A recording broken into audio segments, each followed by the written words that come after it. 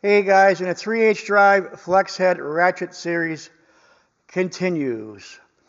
OLSA. This tool is made by OLSA. OLSA reached out to me about 3 weeks ago and they wanted to know if I'd review any of their tools. And I told them I was doing a flex head ratchet series and they sent me this. This is the first tool I have reviewed that I did not pay with my own money. I want to be transparent about that.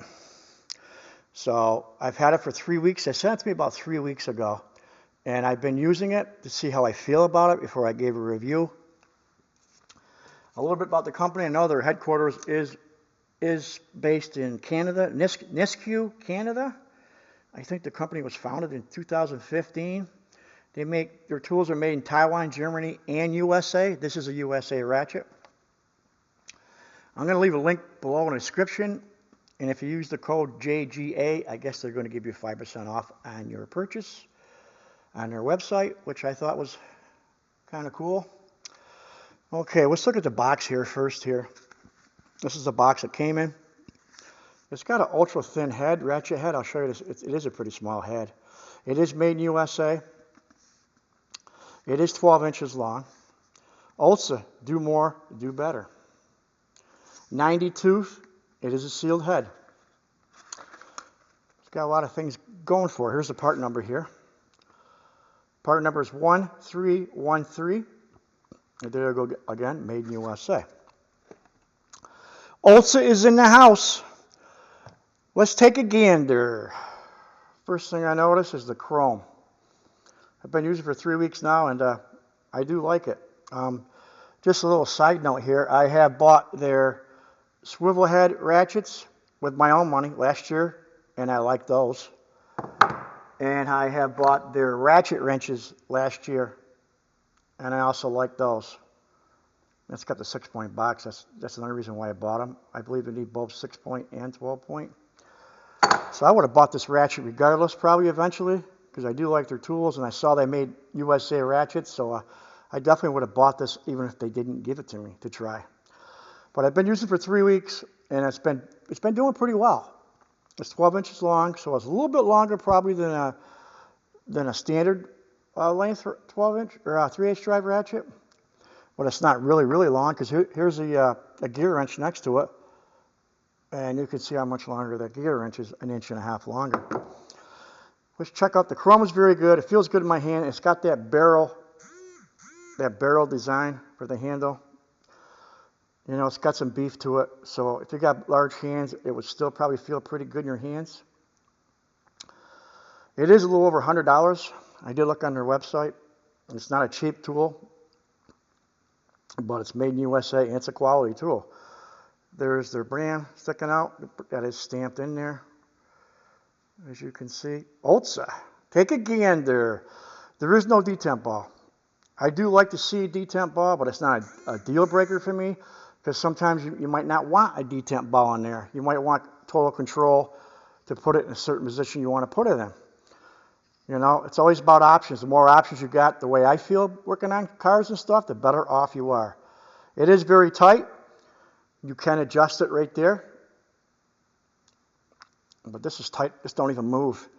And there is no play. This has got no play. I'm trying to move it. None. I'll put it next to a gear wrench, and I like gear wrench. I might hurt cutting gear wrench up. Here's a gear wrench. All right, I've had a gear wrench for a long time too, though, about 10 years. And here's the OLSA.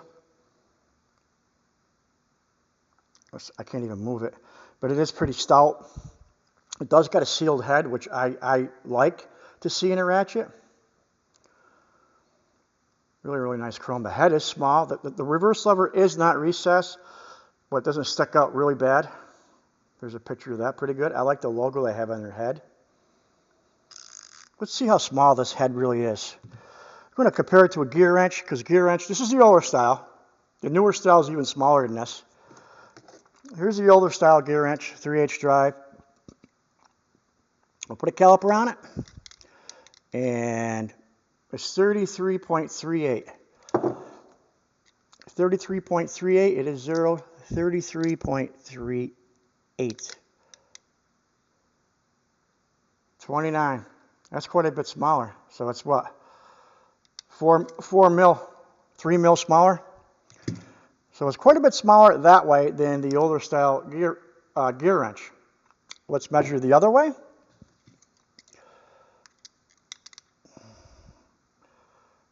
That's the width of it, 13. Face to face, face to the back of it, 13.43. And the gear wrench, I thought this was a 13.43. The gear wrench is a half a mil bigger. Thought it was a good comparison because they're both in the same bracket. So it's smaller than the old style gear wrench. It's got a pretty good low profile. Just for, I know I was saying a flex head, but check out the Craftsman. You know, it's quite a bit difference, guys. That's that gunmetal one there, 180 tooth or whatever. I don't care for that one. You can watch that video. Let's check the anvil out here for a second here. The anvil's pretty tight. Not a lot of play. Let's put a socket on here. It is 90 tooth. I think between 72 and 90 tooth is the sweet spot. That's just my opinion. I'm not saying I don't like 36 tooth or 120. Like a 120 XP, I really like a lot. But that's probably one of the few exceptions.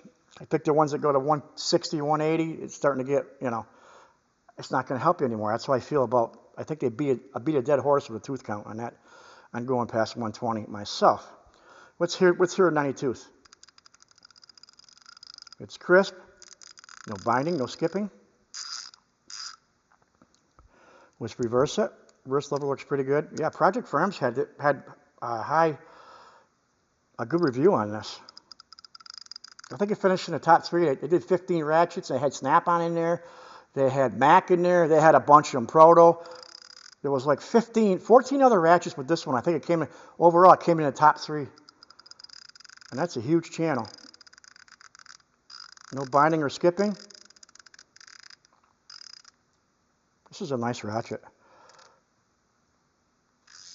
There is very little back drag in this, right out of the box. You know, I've only had it for 3 weeks. I've probably used it maybe 8 times already with no issues. That's why I did do a review on it right away. I wanted to use it a little bit, get familiar with it. Very little back drag. I know it's not the best way of showing it, but you can't feel over the camera what I can, obviously. But I'll let you know when it clicks. Click, click, click, click, click, click. Make sure it's not touching the table. Click, click. So the back drag has got very little back drag, which is always a plus in any ratchet, I believe. Very, very nice design. It feels high quality all around. And being made in USA, even if this wasn't given to me, I would have probably bought it. I'm going to probably buy their other ratchets anyways. Even if they don't give me another tool, if they don't give me another tool, I'll still buy tools from them. But they gave me this, and I tried it out, and I really like it. It's not cheap. It's over $100. You'll see it on their website. But they have the 1/4-inch version, the 3/8 shorter version like this, and a 1/2-inch flex heads, as well as the regular heads. Overall thoughts? I like it. Definitely it's going to be in my toolbox. It's going to be it's a high-end ratchet. It's up there with the big boys. This is right across the board. Weekend warrior, do-it-yourselfer, part-timer, semi-pro, and even a pro. This is professional grade, you know, and usually a professional type ratchet you can't get for under $100. You know, you buy the Snap-on ones this length, or the Mac, or Maco, or Cornwall. They're all way higher than this ratchet. Not a lot, but they are higher. Definitely a nice ratchet, and I'm glad I got it, and I plan on using this quite a bit. I like the low profile head. All right, guys, leave a comment below. Let me know what you think, and I'll leave a description below that goes to their website for with that discount JGA, and I guess they're going to give you 5% off on your order. All right, guys, stay tuned. There'll be more good things coming, and thanks for everybody that has subscribed. You guys have been great, and take care.